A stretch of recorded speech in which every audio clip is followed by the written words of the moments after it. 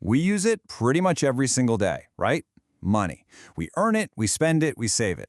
Usually without giving it a second thought.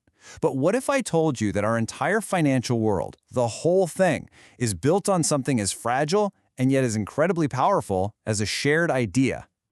So, let's start with a kind of weird question. What on earth does a dollar bill in your pocket have in common with a plain old stick you might find lying on the ground?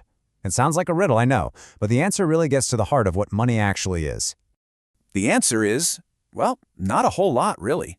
A stick is just wood pulp. And a dollar bill? It's basically a piece of fabric, a mix of cotton and linen. Physically speaking, neither of them has any real, built-in value. You can't eat them, you can't build a shelter with them. As raw materials, they're pretty much useless. Okay, so if the paper itself is worthless, where does all the value come from? The answer is, it comes from us, all of us. And this is the main idea we're going to unpack. Money is a social construct. It isn't built on something tangible like gold anymore. It's built on our shared, collective belief. I love how one source puts it, super bluntly, money is just a collective hallucination. It sounds a little crazy, right? But it's kind of true.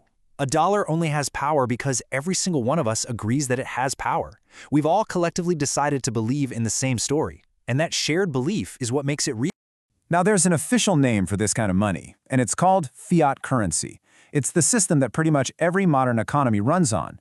And as you can see, its value isn't tied to a pile of gold in a vault somewhere. Now, its value comes from two things: our trust in the government that issues it, and our universal agreement to accept it as payment.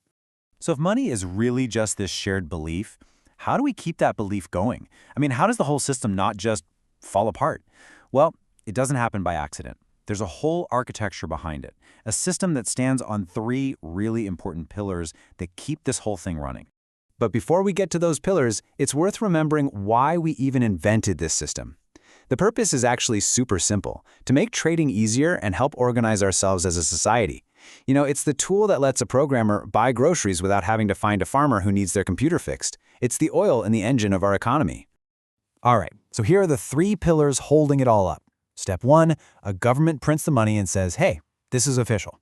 Step 2, central banks jump in to regulate the supply and try to keep it stable. But that third pillar, that's the absolute game changer, and that's us. Society is what actually gives money its value, just by using it and, most importantly, by believing in it. Without our belief, those first two pillars mean absolutely nothing. But here's the catch. Any system that's built on belief has a built-in weakness.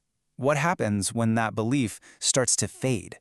This is where the whole architecture gets a little shaky, and it's so important to understand this because that trust, it is not guaranteed. The number one threat is losing that trust. And one of the fastest ways for that to happen is when the government starts printing way too much money. Think about it. When there are way more dollars floating around chasing the same amount of stuff, the value of each one of those dollars has to go down. We have a name for that effect. It's called inflation, and this chart makes it crystal clear. So, today, maybe your $1 buys you a whole loaf of bread. But if inflation gets going, tomorrow that very same dollar might only get you half a loaf. The piece of paper in your hand is identical, but its actual power, what you can buy with it, has been slashed in half. You know, learning all this can feel a bit like you're unplugging from the Matrix. It's like you're suddenly able to see the lines of code running behind the financial world we all live in. And in a way, that's exactly what's happening. But hey, the point of this isn't to cause a panic. It's actually the opposite. It's about empowerment.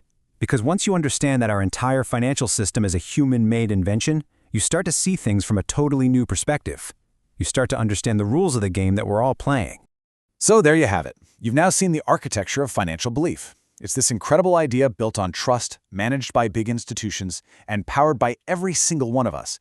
Knowing all that, the real question isn't just, what's a dollar worth? It's, what does money truly mean to you?